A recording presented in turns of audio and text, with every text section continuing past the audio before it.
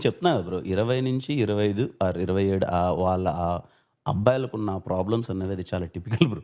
అది పర్టిక్యులర్ ఇప్పుడున్న సొసైటీలో టార్చర్ వాళ్ళకి.